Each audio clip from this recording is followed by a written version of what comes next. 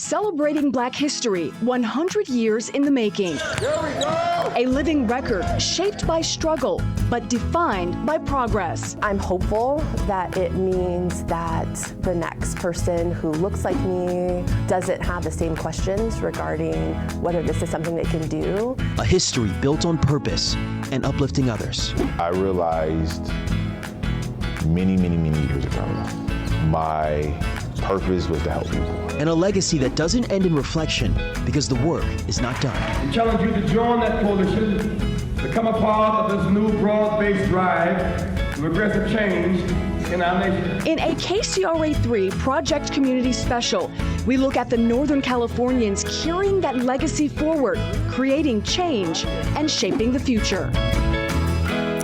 Thank you so much for joining us. I'm Brandy Cummings. And I'm Cecil Hannibal. This year marks a special milestone for Black history. For 100 years, this nation has recognized the contributions of African Americans during the month of February. It started as Negro History Week in 1926. Carter G. Woodson established it on the second week of February.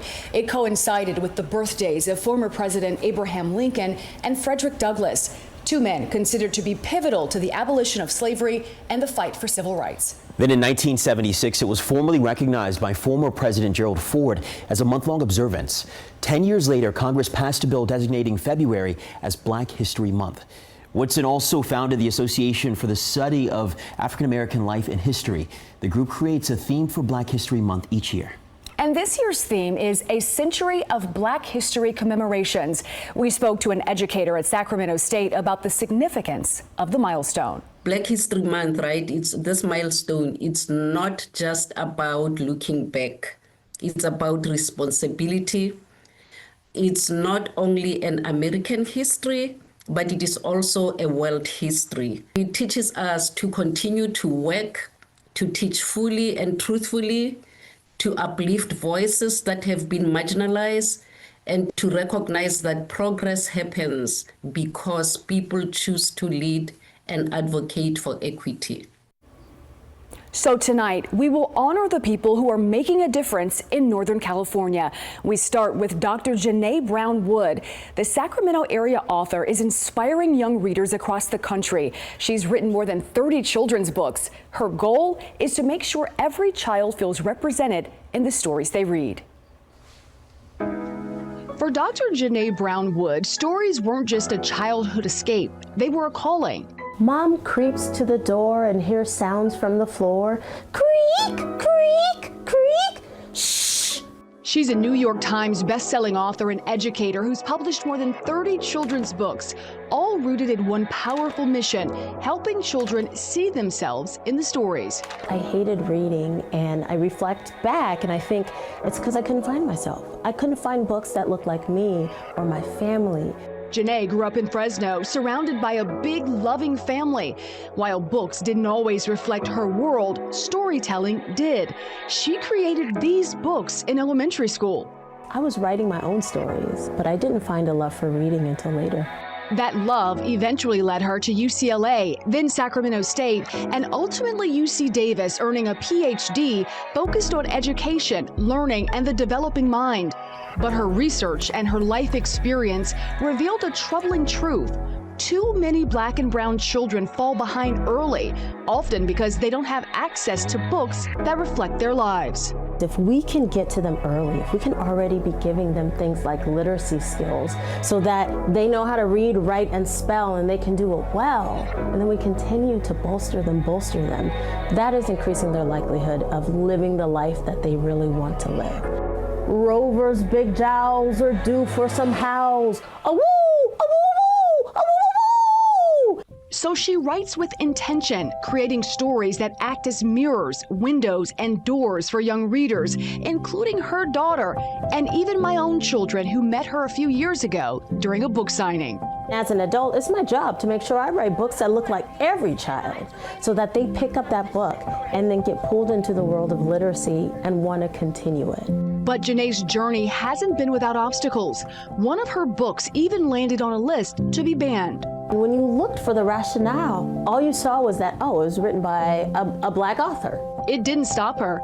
This former high school basketball and volleyball standout now travels the country speaking to educators and parents and offering free online resources like Jammies with Janae. Read to your child every night before they go to bed. This helps to solidify these important brain networks that set the stage for literacy and strengthen it. Dr. Janae Brown Wood, building Black history one page at a time. And Dr. Brown Wood told me she has dreams of one day expanding her stories to television with her own show. We can't wait to see that. I know. Well, you know, there are countless people across our area helping to lend a hand to the next generation. One of them is Jonathan James. The South Sac native is the head men's basketball coach at Cosumnes River College, which is also his alma mater. But his biggest wins at the school have come in the classroom. This year we had a couple guys with 4.0s. Last season we had 2 student athletes with 4.0, so I'm super proud of that. You know, we're graduating about 92% of our student athletes. I think we put academics first, and then we put just the development and the maturation of these young men, and that's so important to me, because I understand that I have somebody's child and they're trusting me with that child, and they're with me the majority of the time for over the next 2 years, and we have a hand of kind of just growing them. Coach James has been a kinesiology professor at the college for more than a decade. He says his goal is simple: to make sure every player leaves better than they arrived, not just as athletes, but as men. Now, Cosumnes River College was one of 4 local colleges recognized for the resources they offer to Black students. CRC, UC Davis, Sac State, and Sac City College were all designated as Black serving institutions by state leaders.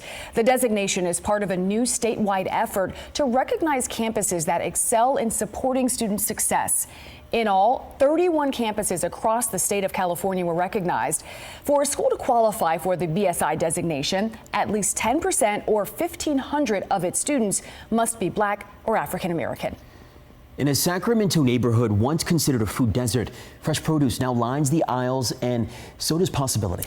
You know, it's all thanks to the work of Keith and Phyllis Johnson. So they own the new grocery outlet on Fulton Avenue in Sacramento's Arden Arcade area. These 2 high school sweethearts are the only African American owners of a grocery outlet in the city. Phyllis runs the business behind the scenes, while Keith, as you can see here, manages the store floor. They chose this location intentionally, bringing affordable, healthy food to a community that needed access. We wanted to bring fresh products, you know, fresh produce, natural foods here, and we also wanted to bring, you know, economic prosperity to this neighborhood. We're here to give back, not just to bring customers to buy groceries. We want to be a part of this community. They also brought opportunity because most of their staff was hired from the neighborhood. Oh, and their high school sweethearts. Wow. Businesses that are making a meaningful impact in communities of color are being recognized. Some were honored as part of the annual California Black Business Brunch. It was held on February 9th in downtown Sacramento. Sac State President Dr. Luke Wood was the keynote speaker. He talked about the university's impact on the region. We're trying to serve as an engine for economic development for this region, from everything that we're doing with Stadium, everything we're doing with our downtown project that will be right next door to the state capitol, and recognizing that our students are the workforce of this region. Our students come here and they stay. It's the resilience of small business folk in our community that we're honoring, but more importantly, it's shining a light on who we are as Americans. 2 of the business owners recognized were Keith and Phyllis Johnson, the grocery outlet owners you heard from a moment ago. An exhibit at the Sacramento History Museum is looking at the lasting legacy of Black farmers. Black soil under roots runs deep. That's the name of the exhibit. It shows the importance they have on local and state history and the impact on several foods that are still popular today. KCRA3's Denson Cortez has the story.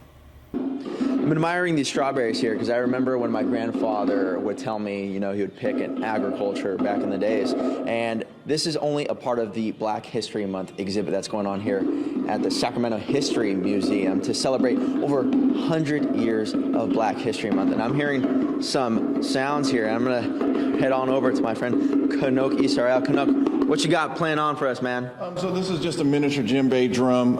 The drum is very important when it comes to agriculture because back in our ancient societies, the drum always began things, it started things, it celebrated things. It brought people back to the village in order to work on those projects. And a lot of the things that happen with the drums are nothing but language. We were talking off camera, you know, admiring and celebrating the history of agriculture, black agriculture, but also looking forward and moving forward.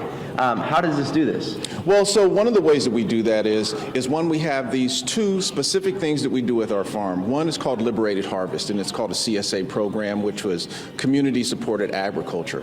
And so the idea is that people can purchase food from us and they're able to actually create a relationship with the people that grow their food. And every year when we do our program, we have this customer appreciation time where we all come together and have this big barbecue where we can all talk about the season and the foods that they ate. And so that's one thing. Another thing is through reclaiming ancestral medicine.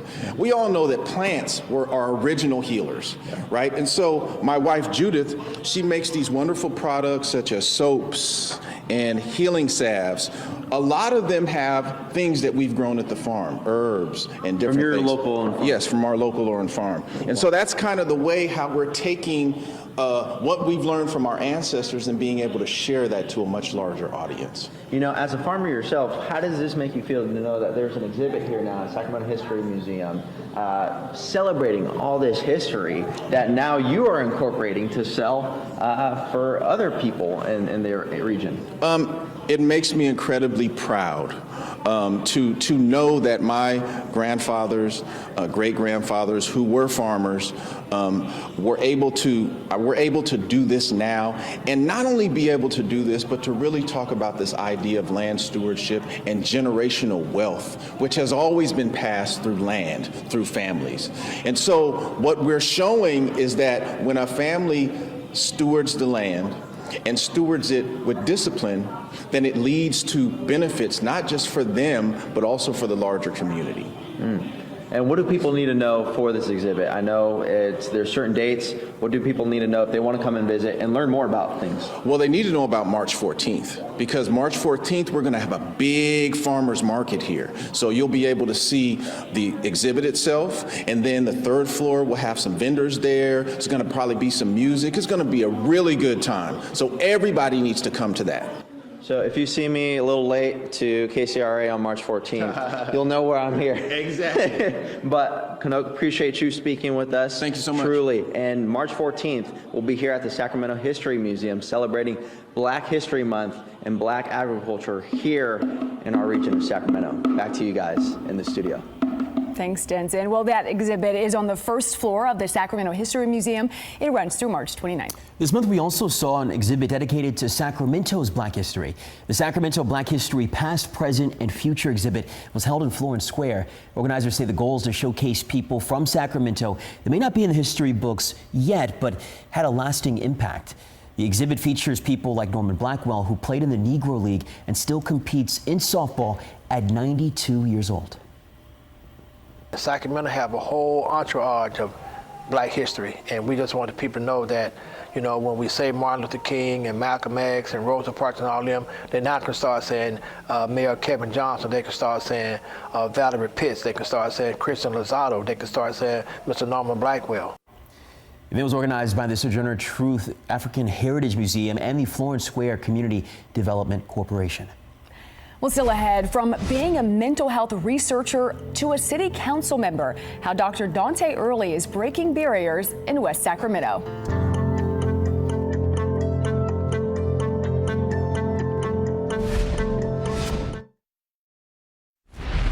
Welcome back. This month is a time to honor trailblazers whose impacts are shaping communities right now.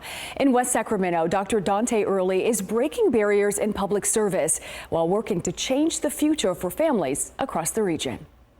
You know that leader of Sac State, remember when he did that? On any given day, Dr. Dante Earley is balancing leadership meetings, community needs, and family all at once. And I'm also a mom. Yes.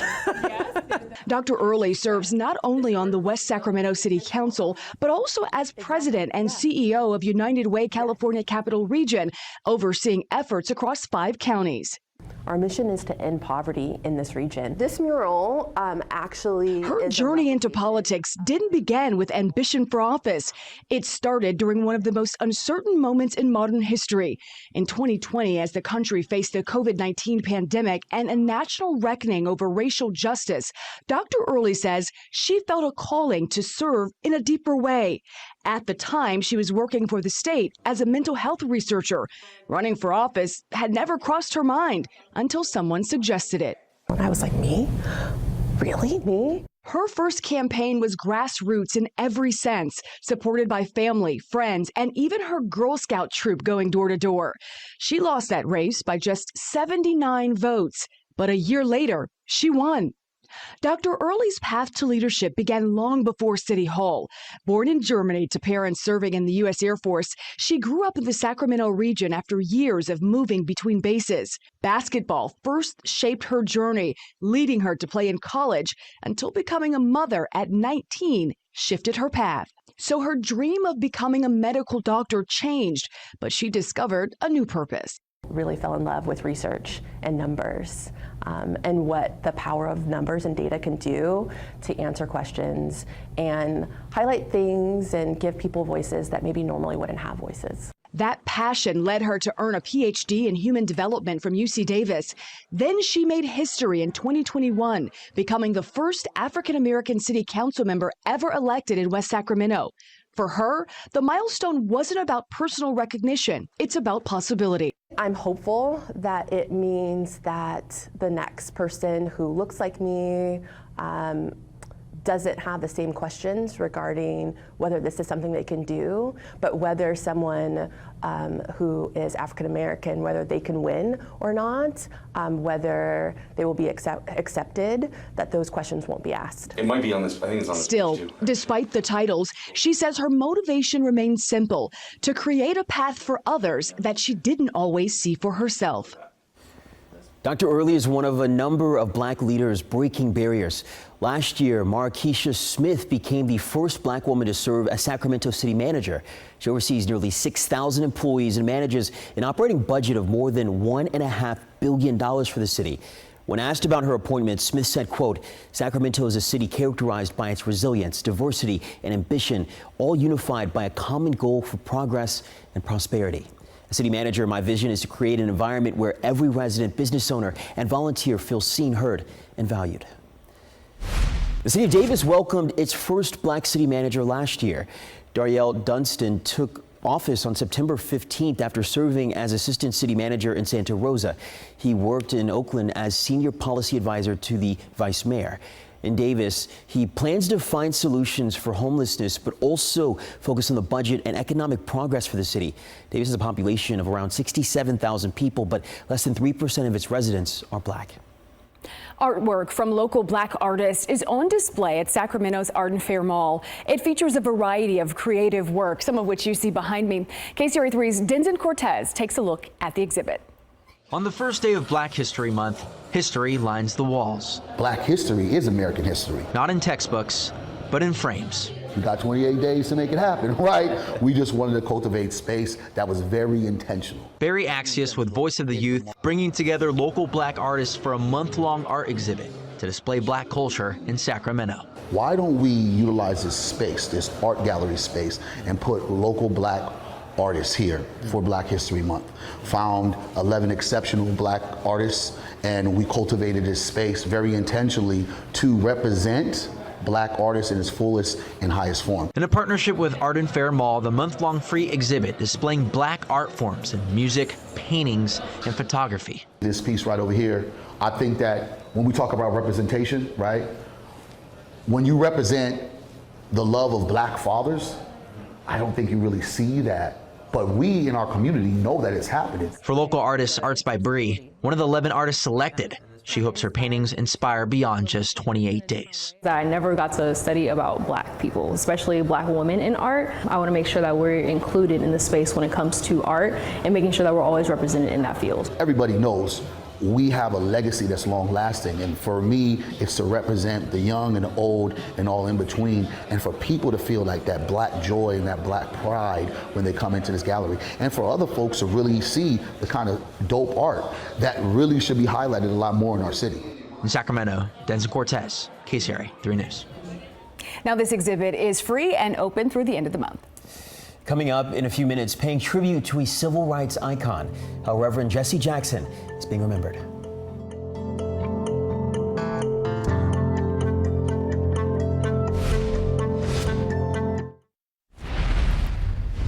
As we close tonight's Black History Month special, we want to pay tribute to someone that's done so much for the black community and advancing civil rights, Reverend Jesse Jackson. The activist, Baptist minister, and two-time presidential candidate died this month. The South Carolina native leaves behind a legacy of change. We challenge you to join that coalition, become a part of this new broad-based drive to aggressive change in our nation. Reverend Jackson worked relentlessly for underrepresented communities both in the U.S. and abroad. He met with countless world leaders, created the Rainbow Coalition to empower multiracial political power, and his work continues even today at his organization's headquarters in Chicago. We spoke to KCRA3 political analyst Kevin Riggs and a local pastor about how they will remember Reverend Jackson and his legacy. A very powerful personality, high energy. He had this very effective cadence of a Southern Baptist preacher, which he had been. And so he was a very powerful speaker, a very powerful personality. He was physically tall. He was 6'3" or 6'4". And so it was impossible not to be aware when he was in the vicinity. It showed us how to marry faith and community, right? How to put our faith in action, how to still preach and teach on Sunday, but then fight for the people on Monday. And so I think it's he lived a great life. He left a great legacy for us to celebrate, but then also to take the baton, right? And to say, we now have to do our part because one of our leaders have gone. Reverend Jackson had been in the hospital since late last year, receiving care for a rare neurological disorder. Reverend Jesse Jackson was 84 years old. I want to thank you for joining us as we honor those making an impact in the black community. You can find more information on all of the stories you've seen tonight on our website, kcra.com. Have a good night.